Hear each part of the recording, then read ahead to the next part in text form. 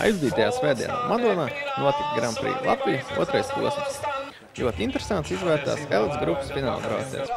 Par galveno favorītu tika uzskatīts Arturs Matisons, kurš trasē bija atgriezies pēc nedaudz ilgākas pauzes. Tāpat viens no brauciena favorītiem bija Toms Mankus, kurš startē arī pasaules kausa BMX braucienos. Pēc starta tieši Matisons bija izvirzījies vadībā līdz pirmajai virāžai, bet kā otrais blakus brauc Mankus. Abi sportisti nespēja sadalīt pirmo virāžu, kā rezultātā tika izraisīta ļoti liela sadursme, kurā krita gandrīz visi braucēji. Pastāsti, kas notika tajā virāžā? Ir tādi braucēji, kuriem nav bremzes, un viens no tiem ir Toms Mankus, laikam.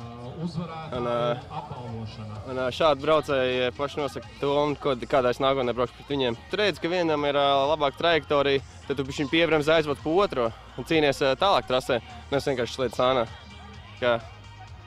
Tur nebija citu variantu, kā abiem kristi. Tas ir ļoti muļķīgs gājiens no viņa puses.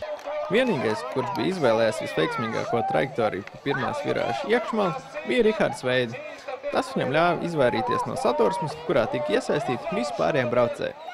Šis veiksmīgais apstākļus ļāva Veidiem aizbraukt vienatnē līdz finišam pirmajā vietā, bez neviena konkurenta sev bīstamā tumā. Līdz ar to, pateicoties Matisona un Mankus sadursmei, Rihards veiksmīgā kārtā kļuva par otrā posma Grand Prix Latvijas elites grupas uzvarētāju. Šī uzvara, teiksim tā, grūti nāca.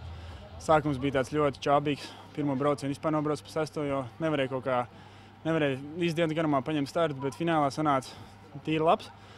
Un līdz ar to arī varēja aizbraukt jau tīri tā labi. Pirmajā virāžā iebrauc kā trešais. Un bija izdomājis jau, ka tā kā vajadzētu raut lejā, virāžā. Tieši sanāca, ka pirmie divi nokrīt un man tā tieši smuki papakši aizbrauc. Tā arī sanāca gūt uzvaru. Tu jau tā kā jau prognozēji, kādu trajektoriju tev jāņem, ja tev vienkārši tā paveicās? Es biju jau izdomājis jau vairākus variantus, kā man vajadzētu darīt no 7. celiņa, man bija ārmā, līdz ar to man mazāks iespējas teorētiski būtu vinēt.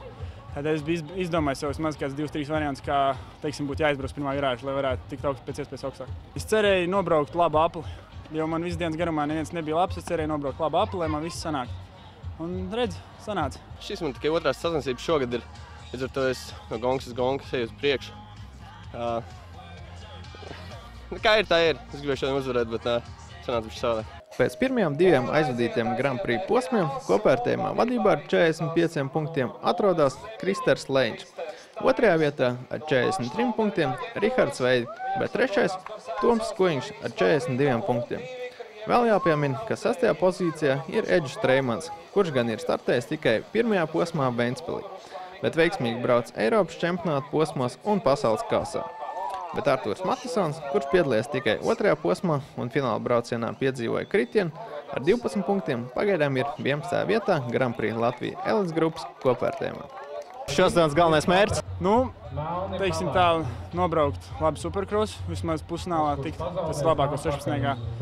Tā arī pasaules čempionātā ir mērķis tikt labāko 16. Un Eiropas čempī, ja labi nobraukšu pēdējos 4 mačus, tad uz 8. eju. Grand Prix Latvija nākamais 3. posms notiks jau 17. jūlijā Valmierā, SCO centrs BMX trasē. Šeit jāpiebilst, ka trasa šobrīd tiek pārbūvēta, jo tiek veidot jauns supercross starta rampa un pirmā taisna, kura būs identiska Kopenhāgenes trasē, kur šogad notiks pasaules čempionāts. Līdz ar to šis apstākļus rada papildus interesi dalībai Valmierā no vadošajiem braucējiem ne tikai no Latvijas, bet arī no ārzemēm. Nākamais Grand Prix Latvijas posms Valmierā. Cer atkal vinēt? Tur būs grūti, bet, protams, kurš gan negribētu vinēt? Protams, ka es ceru vinēt. Mājas trasa vienmēr palīdz? Jā, mājas publika palīdz tiešām. Kad ir savēja un savu trasu, kur tik dienā dzīvo, tā kā noteikti palīdz. Kā tagad jaunā trasa izskatās ar startu šo ieskrējienu jauno? Jā, vēl top, bet es domāju, būs ļoti labi. Būs vēl viena vieta, kur kārtīgi trenēties un gatavoties uz lielajiem mačiem. Mēs vēl neesam viņu pabeiguši, tā kā neviens vēl nav braucis un visiem būs diezgan līdzīgas tās iespējas satrenēties. Līdz ar to gonga arī, es domāju, būs pavisam savādāk nekā vienmēr. Būs iespējīgi.